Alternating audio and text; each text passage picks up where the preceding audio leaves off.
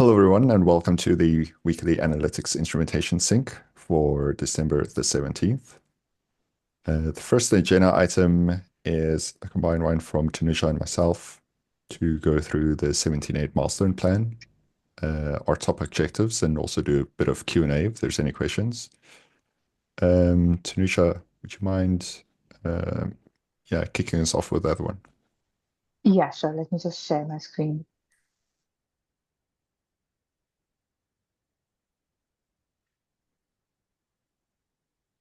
Yeah, I hope you can see my screen. Um, yeah, so this is a milestone plan for 17.8, and I'll just go over our top objectives and our priorities for the product list. And our top priorities is to complete any previous release carryovers. And what I've listed here is issues where we've already done some amount of significant work, and we don't want to stop that. We want to take that on priority and complete any work we started on. So these will be our top priority. If you think something does not belong here, like if we haven't started any work on any of these, or if you think something else is uh, missing that we're already working on, but it's not here, please feel free to kind of add that in. I went through our list and tried to include everything that I could think of. I think some of the things like this one, Ankit, I saw your comment that this is close, but I think we have related issues. Because we changed the implementation strategy here, and I see that this probably the collaborate with other teams for adding feature category interface and client. That's probably related. So yeah, just feel free to kind of add anything that you already started working on and any items that are pending here. Uh, Anything that you see that stands out should be here, is not here, should not, is should not be here.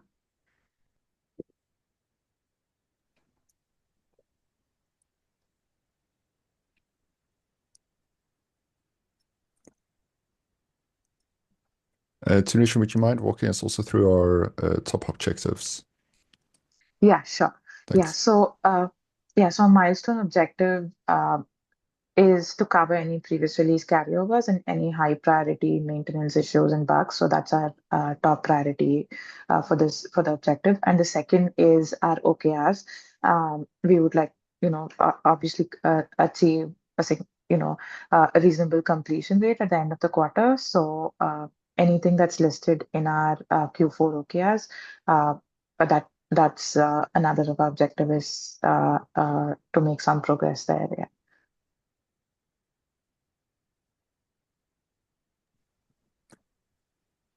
Right. I also just wanted to quickly take some time to talk through some of the product prioritized work. I'm sure everyone's aware of like the prepare collection of events on self-managed and dedicated. I just wanted to also talk about like why that's important to the business and our customers in order to like drive Yeah. results there. And yeah, Tanisha, please fill in Yeah. the parts that I miss. Yeah. Um, But really, this is like one of, if not like the key objective for next year that we're trying to complete. And the big thing here is, yes, it's filling a gap in our business in terms of receiving events from self-managed and dedicated, which we're currently very much lacking. We're just getting aggregated metrics there. Um, but a huge part that I'm super excited about is making analytics instrumentation a user feature for our customers. So we're opening up the door there to put in analytics and metrics and exposing that also to our self-managed and dedicated customers. Um, so the first step won't have that visibility built in yet, but I'm super excited about the potential that this unlocks, both for us to make better product decisions and for our customers to also have better insights onto their or into their instances. Tunisia, please correct me or feel free to fill in any gaps that I missed. No, thanks, Ian. Thanks for going over that. And sorry, I was going to talk about it in the next session for the new product prioritized work. And like Ian already pointed out, uh, we want to focus at top priority to focus there would be on event collection for self-managed and dedicated instances. We have a target of achieving this in the next year, Q3 quarter. So um, any work that goes towards, if we need more clarification on what the architecture should be and what our plan should be and the iteration there, uh, that would be our top priority from a customer perspective. Like Ian already went over quickly. One is it goes towards our product data usage architecture and unifying these different the ways that we collect data from self-managed and our .com customers. And the other is we would also like to surface this data back to our customers so that they can gain value in terms of feature usage. And the third is, of course, our internal product managers and the teams inside within GitLab who could really benefit from having that event data to look at user flow analysis. Right now, like you already know, we only have that for .com, so that kind of uh, uh, does not give us huge insights into what a big chunk of our customers, which is the self-managed customers, are, about how they are using our product. So that's what's missing, and this will really go a long way in kind of achieving that.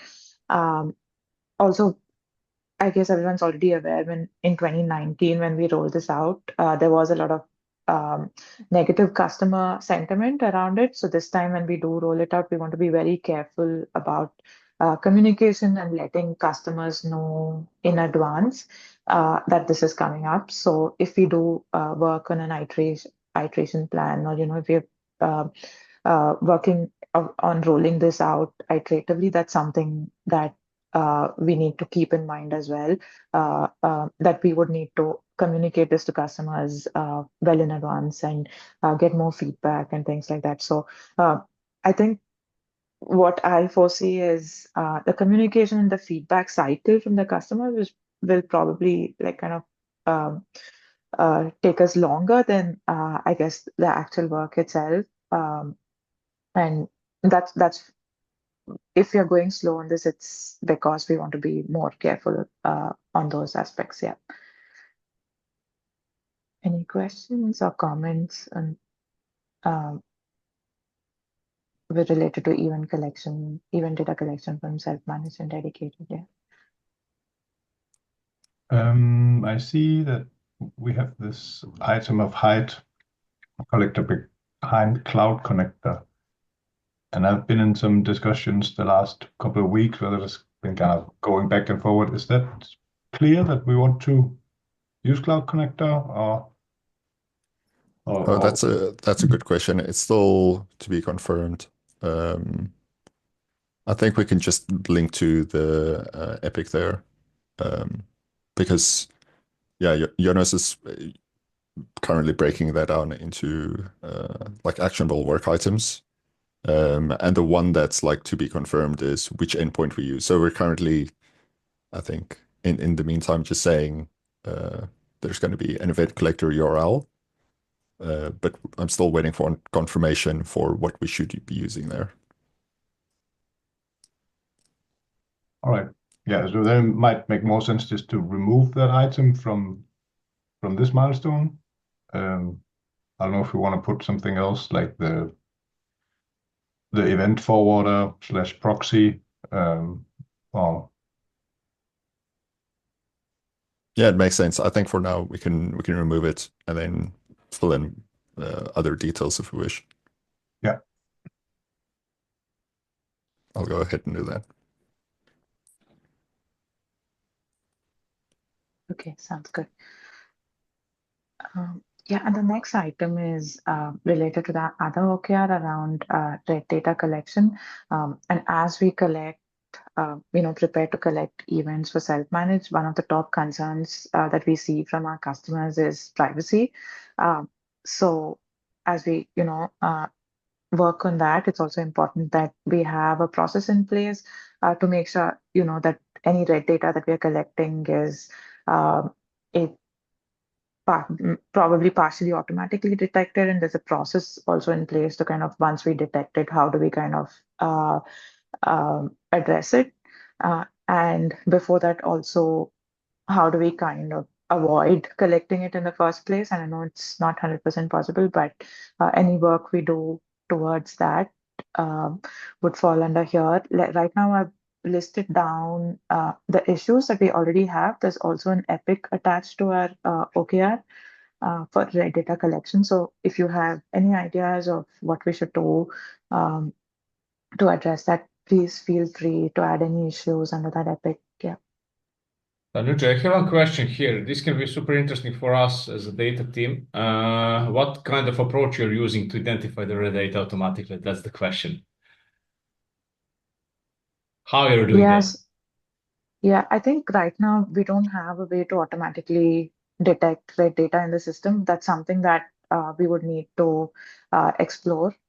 Mhm. Yeah.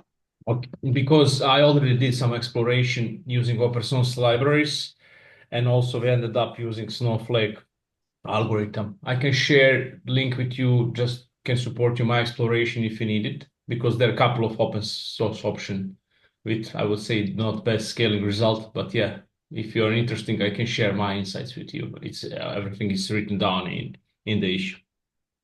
Yeah, that But would be really also, helpful. Yeah. yeah, because I thought you're in front of us, we want to borrow your solution, and it will be great because we always need something to prevent red data flowing in Snowflake. And if there is any kind of mechanism for that, it will be super helpful. I will Yeah. drop my issue in the agenda document, so feel free to connect, read out through that, maybe be inspired there. Yeah. No, that sounds great. And also, if we can further collaborate on that, that would be great as well. I'm just curious. So, does the data team have a plan or like a target to achieve in terms of identifying a red data and flagging it? Like, Actually, what we have now is fully automated model and pipeline based on LLM from Snowflake. It means we run once per quarter and tag all private data and private category. It's not the red data because it's very difficult to say what red data is. As of now, we are able to tag MMPI data and PII data or private data, and it's done automatically. And based on that, we can gather all information. So also we want to leverage this use case. This was created by me a couple of months back, and this was for audit purpose. But generally speaking, there are plenty of use cases for this because we can automatically can tag the data using that LLM model from Snowflake. As I said, we discovered a couple of them, evaluate a couple of them, but still this was the best option because do not produce false positives. That's the catch. I will share everything with you so you can see the project, you can see the exploration of other libraries, and now we have solution in place which is working fine on production. If you're interested in any more clue about that, please let me know. I will drop the issue and OKR there in the agenda. Just yeah, let me that would find be it. great. Mm-hmm. Right. Thanks for sharing, Radovan. I know Yeah. Nico's also been working and thinking about this, so I've tagged him to take a look once he's I'm back here online. for any kind of help. So yeah, feel free to sync or collaborate on this. I can provide my help and my experience with that, just to speed things up. Thanks. That's helpful. Yeah.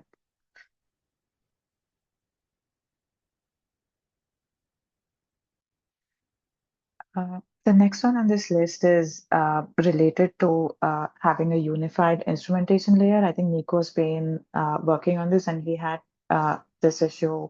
Um, Here, I don't have all the details, but uh, having a unified instrumentation layer is also part of our work for the data product uses data architecture teamwork. So that again is a high priority, and we hopefully we can take in some work every milestone with regards to that. Yeah.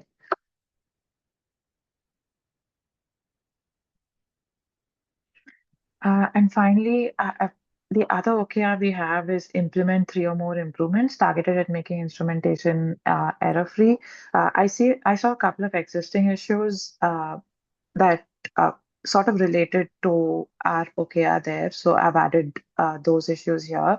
But again, this is in the order of priority. So as much as possible, we want to get work on the high priority items and then move down our list to the lower priority items. So if this, I also marked one of this in 17.9, just in case, um, we don't, if we end up having more bandwidth in 17.8, we could take this up, but otherwise it's okay to move this to 17.9.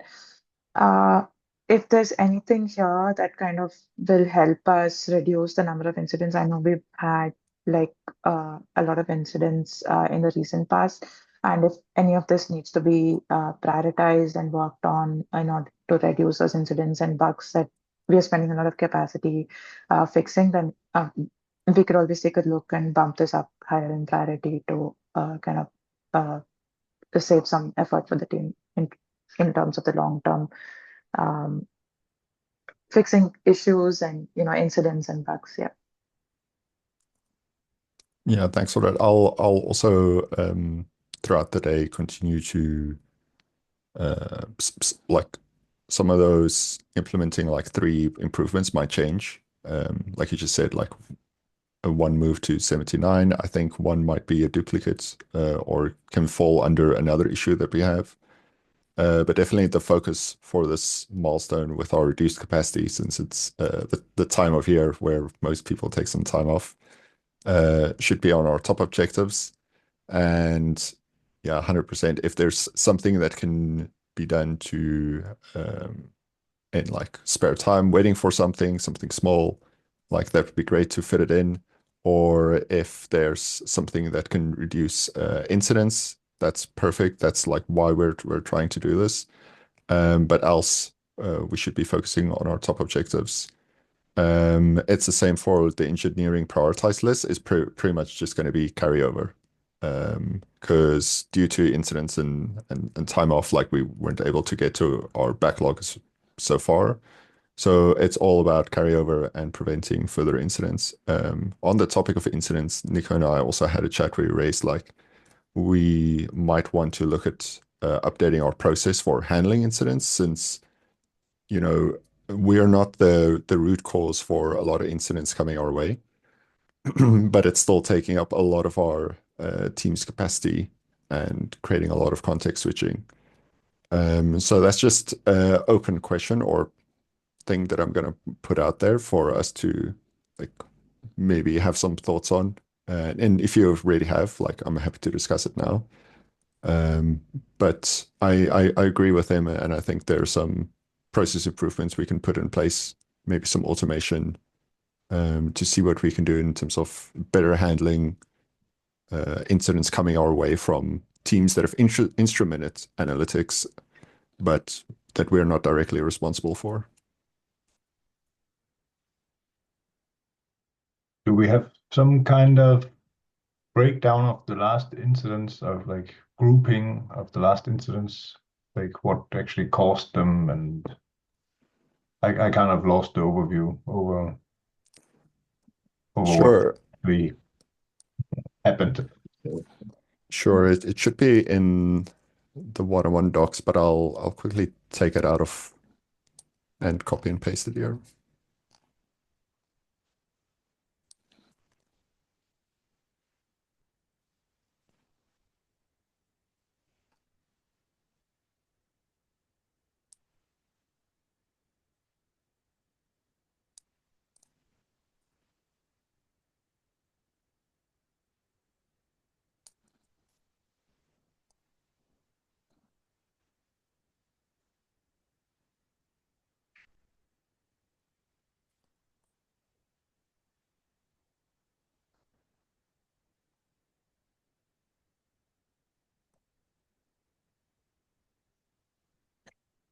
I've put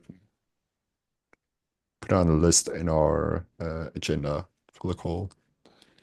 Happy to discuss it, but yeah, it's the investigation into why everything has happened for sure is still ongoing.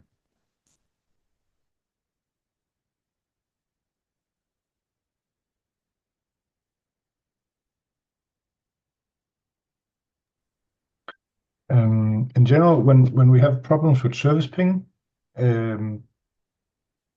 is that mostly due to changes in service ping or in the client? Like that we ship something that service ping is not really ready for? Michal, maybe you know? Yeah, I don't have full context of this incident that we had with service ping. From what I read, it seems like we just didn't deploy something to production that we had on staging, but yeah, Nico would have the best context here. Okay, so it might more be like a procedure error, a process error in this case, than Would be okay.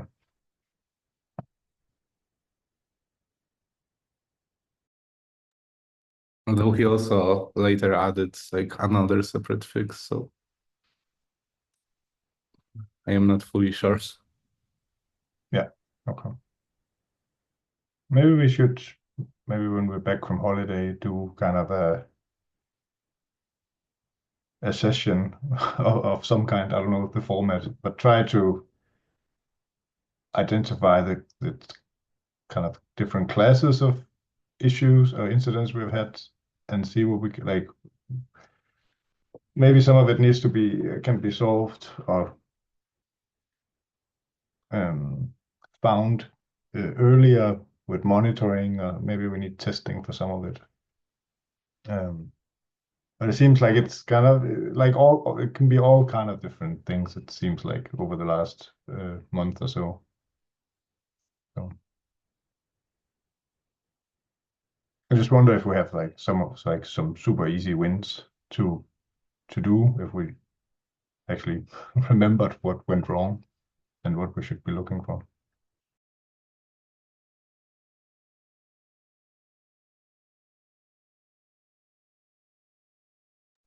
Yeah, I think that's a great suggestion for us to huddle and review together, so that everyone gets eyes on, okay, why this was happening, what was done. And yeah, like I said, identify super easy wins that we can do, either technical or process improvements. I know like a lot of the recent issues was handled by Ankit and Nico, Radovan also being the data DRI. So I think if we can like you know, get everyone's insight that was also actively working on these, and also share that knowledge, that would also be super helpful. Yeah, having a separate session on that would be helpful.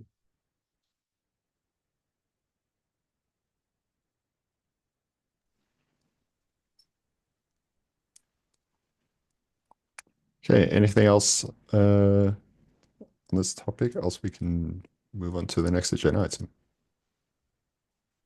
which I think is you, Michal. Okay, so the next agenda item is the previous agenda item. I just wanted to announce that we now have array time frames in the metric definitions. This means that a single metric definition can now define both a 7-day and a 28-day metric in service ping. And right now we do automatically want to do it.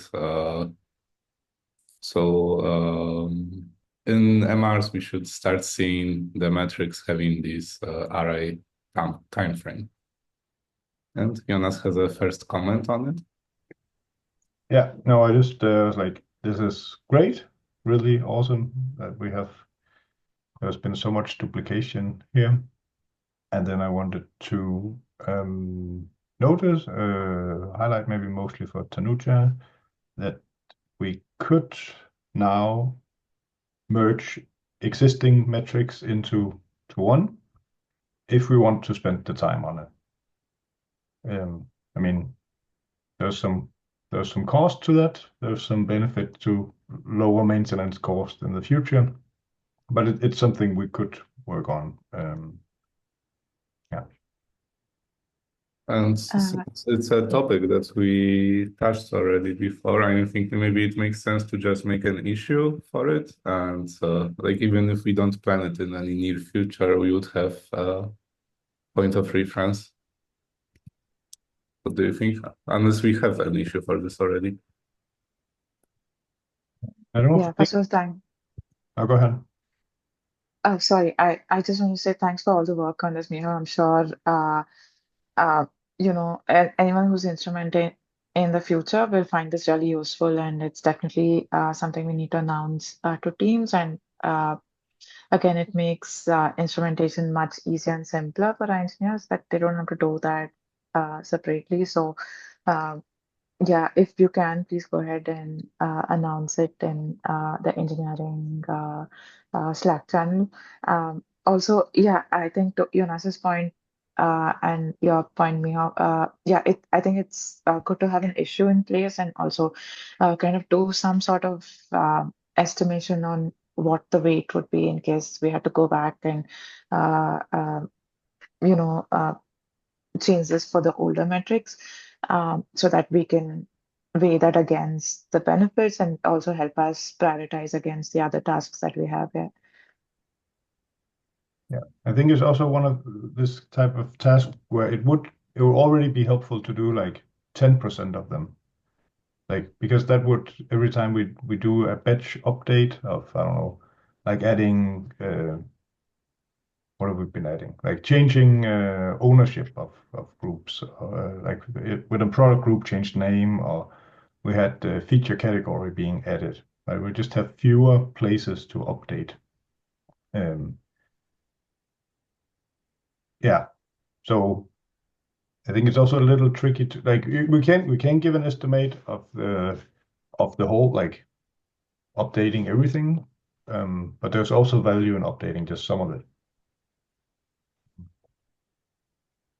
Makes sense, Jonas. Yeah, I Yeah. think if you can even break it down and add some sort of weight estimation for one piece of it versus the whole thing, we can weigh that against the benefit, and that will still help us compare and prioritize when we are kind of picking what's a top priority item each milestone. Yeah, Yeah, sounds good. I'll create an issue on that. thank you. I wrote in the agenda that I'll add an issue, but also feel free to take this Oh, item if you want to. Yep, you go for it if you want to. That's fine. I'll tag you in the issue anyway. So All right. update it. Sounds good. I mean, it might also for this might make sense to do a spike. Just say let's try to merge, I don't know, 10, like so 20, so maybe 10 pairs of metrics, and use that as the estimate. Say this is how long it took us to do 10 of them. Yeah, and also like another idea for a spike could be to see how much we can automatize it. Because to some degree, like some of these metrics should be possible to automatize them. Yeah, for sure.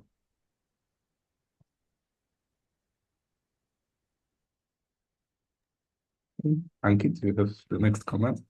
Yeah, I just wanted to say like it's a great update. Even if I don't think like I saw any announcement, but people are adopting it quite quickly because like I have been reviewing quite a few MRs which has lesser number of matrix definitions, so which is a good sign. Yeah, thanks, Miao, on that. Great, thank you. And Radovan is the next comment. Yeah, Michal, I squeezed you a lot about this, especially me and Mans, and after long discussion, I confirmed there is no impact on our side because the main misunderstanding was about matrix definition against RESTful API endpoint. That is what I remember. But yeah, good for us. Everything is flowing fine. So yeah, looking forward because as you explained, the main motivation behind this was to make your life easier, just to avoid duplications, and it's much easier to maintain and review. So yeah, great work indeed. Great, thank you for the confirmation.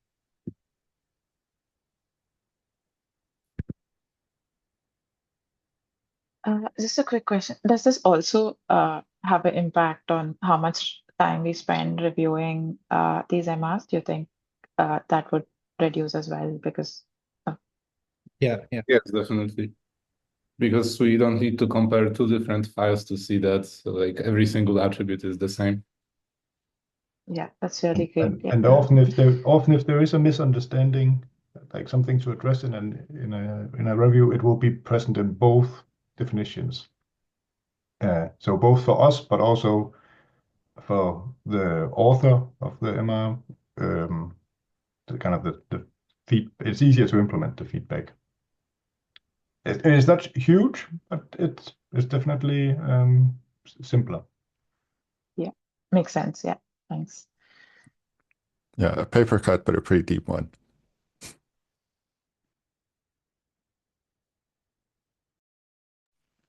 Okay, with that, I think we're at the end of our agenda, unless there's anything else anyone would like to discuss.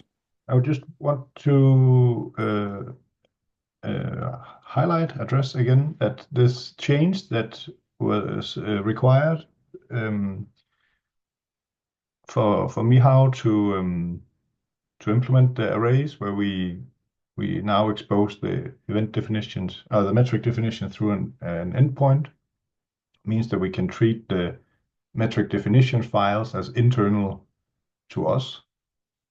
And kind of as long as we keep the API the same, we can do what we want on the inside. Of course, it still needs to work with generator and all this, but I think this is a big step in allowing us to more freedom on how we actually do these metric definitions. Yeah, it could open some doors in the future. We'll see.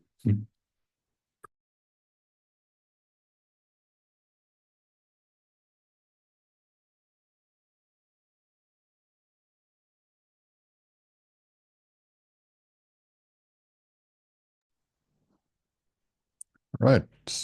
Unless there's anything else, I think we can stop the recording.